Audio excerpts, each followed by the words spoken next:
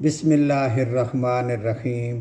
السلام علیکم ورحمۃ اللہ وبرکاتہ۔ رب شرح لی صدری ویسر لی امری واحلل عقدۃ من لسانی یفقہوا قولی۔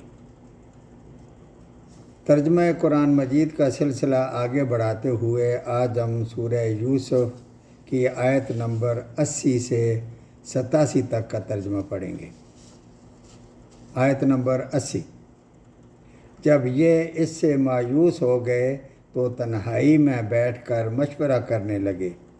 ان میں سے جو سب سے بڑا تھا اس نے کہا، تمہیں معلوم نہیں کہ تمہارے والد نے تم سے اللہ کی قسم لے کر پختہ قول و قرار لیا ہے، اور اس سے پہلے یوسف علیہ السلام کے بارے تم کوتاہی کر چکے ہو، پس میں تو اس سرزمین سے نہ ٹلوں گا جب تک کہ والد صاحب خود مجھے اجازت نہ دیں یا اللہ میرے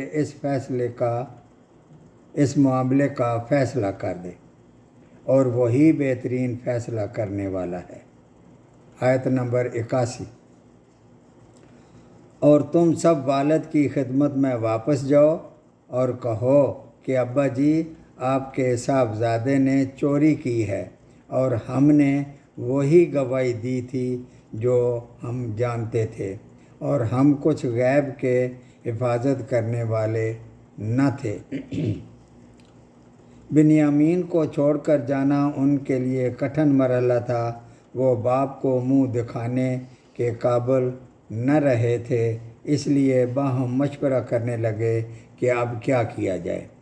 بڑے بھائی نے اس صورتحال میں باپ کا سامنا کرنے کی اپنے اندر سخت اور ہمت نہیں پائی، تو صاف کہہ دیا کہ میں تو یہاں سے اس وقت تک نہیں جاؤں گا جب تک خود والد صاحب تفتیش کر کے میرے بے گناہی کا یقین نہ کر لیں اور مجھے آنے کی اجازت نہ دے دیں، یا اللہ تعالیٰ میرے لیے معاملہ فیصل کر دے، یعنی کسی طرح یوسف علیہ السلام بنیامین کو چھوڑ دیں اور میرے ساتھ جانے کی اجازت دے دیں، یا یہ کہ اللہ تعالیٰ مجھے اتنی طاقت عطا کر دے کہ میں تلوار کے زور پر بنیامین کو چھڑا کر اپنے ساتھ لے جاؤں، کیونکہ ہم نے جو عہد کیا تھا ہم بنیامین کو بحفاظت لے آئیں گے، تو یہ ہم نے اپنے علم کے مطابق عہد کیا تھا۔ بعد میں جو واقعہ پیش آ گیا اور جس کی وجہ سے بنیامین کو ہمیں چھوڑنا پڑا، یہ تو ہمارے وہم و گمان میں نہ تھا۔ آیت نمبر 82۔ اور آپ اس شہر کے لوگوں سے دریافت فرما لیں جہاں ہم تھے، اور اس قافلے سے پوچھ لیں جس کے ساتھ ہم آئے ہیں، اور یقیناً ہم سچے ہیں۔ آیت نمبر 83۔ یعقوب علیہ السلام نے کہا، یہ تو نہیں بلکہ تم نے اپنی طرف سے بات بنا لی ہے، پس اب صبر ہی بہتر ہے۔ قریب ہے کہ اللہ ان سب ہی کو میرے پاس پہنچا دے، بے شک وہی علم و حکمت والا ہے۔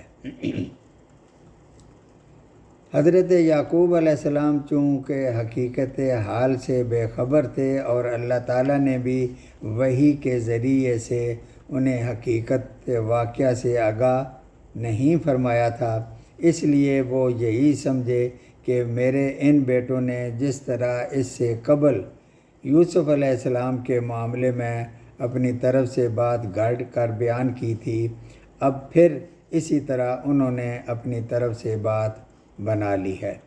بنیامین کے ساتھ انہوں نے کیا معاملہ کیا ہے، اس کا یقینی علم تو حضرت یعقوب علیہ السلام کے پاس نہیں تھا، تاہم یوسف کے واقعے پر قیاس کرتے ہوئے ان کی طرف سے حضرت یعقوب علیہ السلام کے دل میں بجا طور پر شکوک و شبہات تھے۔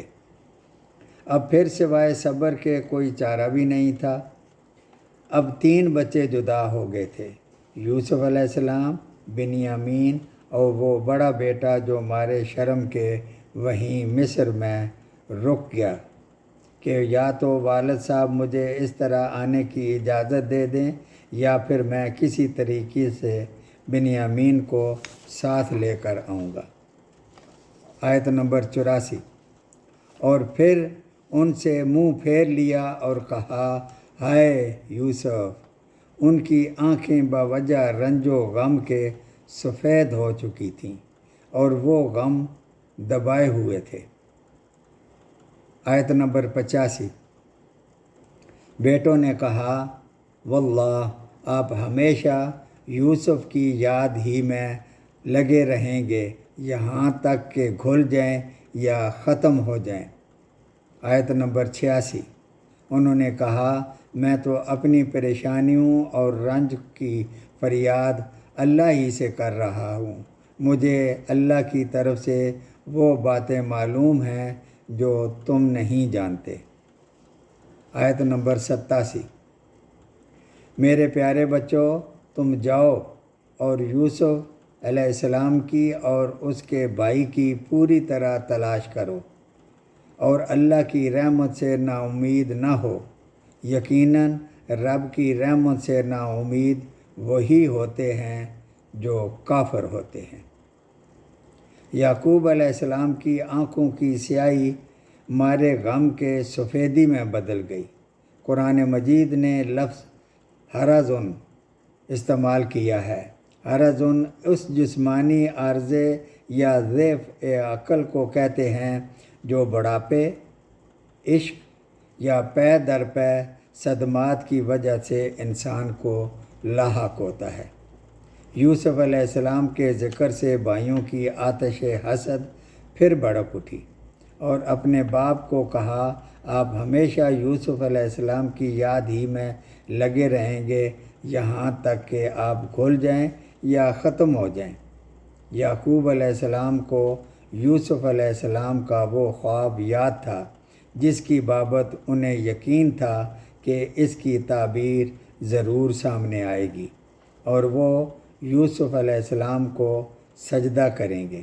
چنانچہ اسی یقین سے سرشار ہو کر انہوں نے بیٹوں کو یہ حکم دیا کہ جاؤ یوسف اور بنیامین کی اچھی طرح تلاش کرو اور فرمایا کہ اللہ تعالیٰ کی رحمت سے محروم نہ ہونا، کیونکہ گمراہ لوگ ہی اللہ تعالیٰ کی رحمت سے نا امید ہوتے ہیں۔ صدق اللہ العظیم۔